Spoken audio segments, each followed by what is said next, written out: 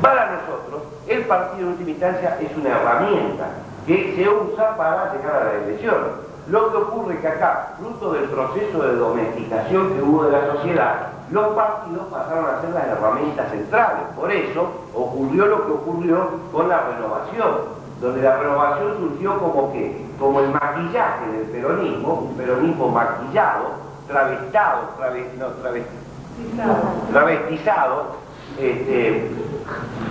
para hacerlo presentable electoralmente. Entonces, ¿qué era? Nosotros éramos demócratas internos, funcionábamos en la interna como las campañas norteamericanas, el partido todo aceitado, todos los militantes entramos en una carrera terrible.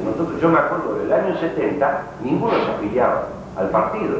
Aparte, nadie le daba bola a ver si estaba afiliado al partido o no. No era un requisito para ser peronista y para militar si se estaba afiliado o no al partido. Como nos fue tan mal después, cuando recuperamos la democracia en el 81-82 empezamos a afiliarnos todos. Y abrimos locales y era quien llenaba más fichas. Entonces íbamos a los locales, la tarea era traer fichas. Pero lo que no puede ser es que el peronismo se partidocratizara, que el peronismo pasara a ser una estructura burocrática partidaria, donde solamente el compañero peronista existe 2 meses antes de una interna o existe a la hora de repartir determinadas cosas para ganar su consenso y su voto. Porque eso fue lo que domesticó y achacó más al peronismo. Y sobre todo prostituyó la militancia, porque hizo que la militancia, en vez de agarrar y laburar construyendo socialmente, sabiendo de que era un referente social, no un partidocrático que tenía que ser un estadista. Yo muchas veces acá discutimos, Capital Federal es el lugar más prostituido del país de la política. Campañas electorales, los afiches y todas esas cosas, cuando en el sistema político empiezan a participar los grupos económicos financiando las campañas, esto es lo más jodido, porque entonces ahí la partidocracia empieza a financiar sus actividades políticas de los mismos grupos empresarios que después pasan a cobrar a la hora de gobernar. Por eso el presidente de la nación, por eso Menem fue opción, porque Menem surgió por encima de todas estas cosas. Menem apareció como el tipo que restauraba la vitalidad movimentista del peronismo, saltando por encima de la estructura partidaria, por encima de los aparatos.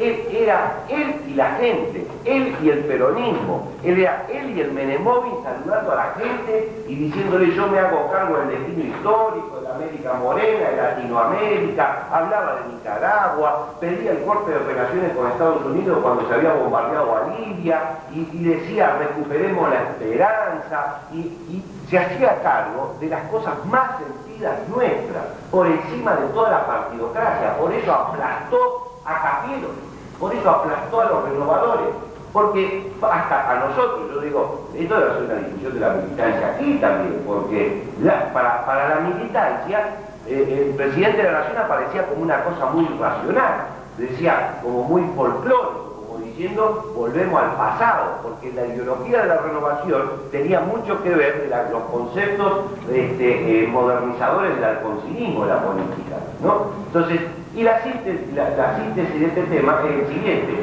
para nosotros la renovación era un punto de comienzo, era donde nosotros empezábamos a reconstituir la discusión dentro del peronismo, sin ilegalidades, que el tipo que se parara en un lugar y quería discutir algo no iba a ser acusado de zurdo, o no lo iban a delatar por subversivo, o no le iban a decir: callate la boca, sos un facho, ¿no? Sino que se iba a generar un ámbito de discusión. Lo que pasa que muchos compañeros dentro de la renovación lo tomaron como un punto de llegada. Entonces dijeron: modificamos un cachito el bombo, arreglamos la imagen, le decimos a los sociólogos que hagan los discursos, pim, pim, pim, y queda ahí dentro. Entonces, ¿qué constituía? La Argentina fracturada que existe hoy. La gente aislada de la política, aislada de los problemas infraestructurales, y la clase dirigencial. Ustedes sabrán que en esos años empezó a hacerse famoso este asunto de la clase dirigente.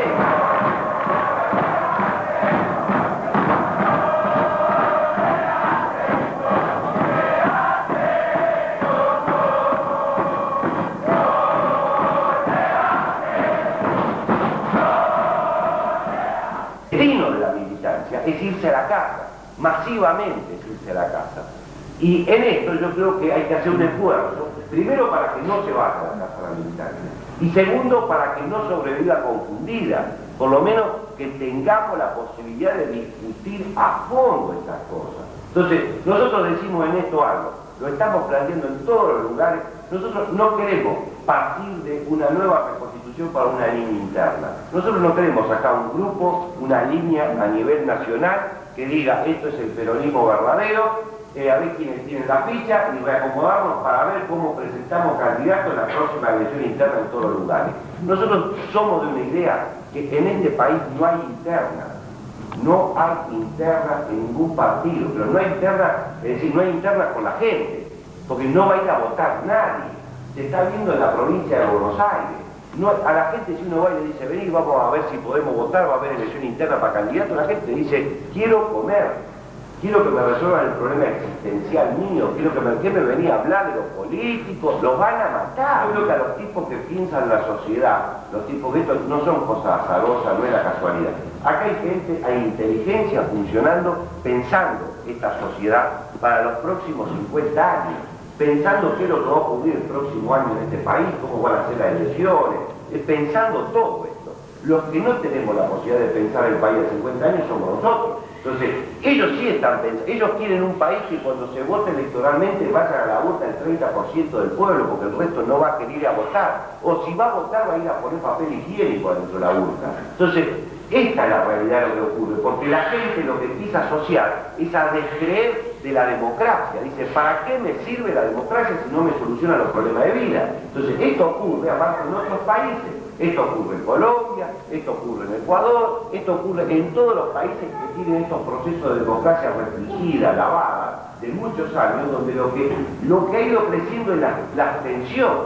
Entonces, nosotros, en un país donde la gente se repliega y se despolitiza, donde no lucha en cada una de las cosas, donde las internas se resuelven por aparato y posicionamiento y guita de quien la banca, más si se empiezan a hacer todo el asunto este, los sublemas y todo este tipo de cosas, peor. Más va a valer la guita el toco, porque donde se pone toda la boca y se llega, porque va a tener medio, porque va a tener todo un montón de cosas, porque va a poder repartir zapatillas, colchones. Tenemos que recuperar y reconstruir una mística militar. Para lograr esto, tenemos que tener una estrategia de poder, saber qué hacer con el país. Todo esto ocurrió porque nosotros no resolvimos un tema que se llama la estrategia de poder. Los sectores populares siempre estamos a la defensiva hasta que tenemos una estrategia de poder, hasta que salimos y nos sentimos agrandados porque decimos, bueno, con el país se puede hacer esto, y tus propuestas tienen arraigo. Porque vos podés decir una boludez, la gente puede decir, hablar muy sencillo, en el país hay que hacer hablar, y la gente me dice, este es un tarado, un marmota, un loco, ¿no? Ahora, cuando uno tiene estrategia de poder es porque ha logrado sintetizar el anhelo de las masas, y puede decir cosas viables, cosas que lo motiven, cosas que lo interpreten y salimos para adelante. Entonces, nosotros acá, la última estrategia de poder en este país fue el Luchi vuelve, el Perón vuelve. Esa fue la última estrategia de poder. La última estrategia de poder en este país, seria, fue la protagonizada en los años 70. Que terminó en el foco, en la guerrilla, que terminó en todo lo hecho de violencia, que terminó Perón gobernando con la CGE y con el Pacto Social de acuerdo a Perón, en el 63, terminó en ello, que fuimos, después entramos en toda la pendiente de la disputa interna, los problemas, murió Perón, todo el debate y golpe de Estado. Pero la última estrategia de poder que nos sintetizaba, nosotros no teníamos que explicar muchas cosas. Nosotros decíamos, nuestra referencia es el movimiento obrero, nuestra causa es la causa del pueblo, este es un movimiento de liberación nacionalista y revolucionario, no nacionalista retrógrado, nacionalista y revolucionario, como decíamos, porque en Latinoamérica se habían logrado sintetizar las teorías revolucionarias del Este con los movimientos de liberación cristianos, con lo que había significado todos los movimientos cristianos después de Medellín, todo lo que significó en este país, todo ese crecimiento y ese movimiento por lo bajo. Entonces éramos nacionalistas revolucionarios, éramos un movimiento nacional y popular, que estábamos comprometidos con una vida mejor en este país. Vinieron las falsas polémicas, si era la patria metalúrgica o la patria socialista, si era la patria peronista o la patria socialista, vino ni yanqui ni marxista, y del otro lado, y se pudrió todo. Porque no tuvimos la política, no fuimos maduros, nos reventamos entre nosotros, no equivocamos, pero centralmente porque todas las áreas, todos los sectores que conducían, terminamos subestimando a la gente. porque en un determinado momento la dirigencia social en ese momento también, de izquierda y de derecha, pensó que podía hacer las cosas por la gente y rompió la regla más esencial que hay en las leyes sociales, que es el tema de que las cosas se hacen cuando está la gente y se hacen porque son necesarias, porque la gente cree que son necesarias.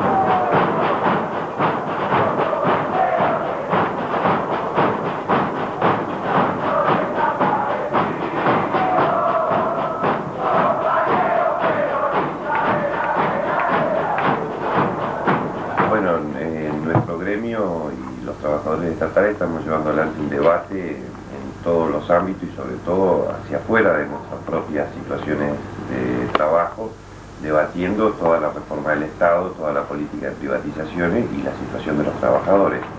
Esto hace que, bueno, que en todos los lugares, y en este caso hoy aquí en Posada de Misiones, con todos los compañeros, demos esta discusión, basado en algunas definiciones que nosotros tenemos, que no es una reforma del Estado lo que se está haciendo, que en realidad lo que se está es entregando áreas importantes de capital acumulado de todos los argentinos, como en el caso de las privatizaciones de las grandes empresas, y que no se está ni desburocratizando ni haciendo más eficiente el Estado, sino que se están tomando medidas que lo único que ponen en manifiesto son los reclamos que tiene en este caso la banca acreedora en cuanto al achicamiento del Estado.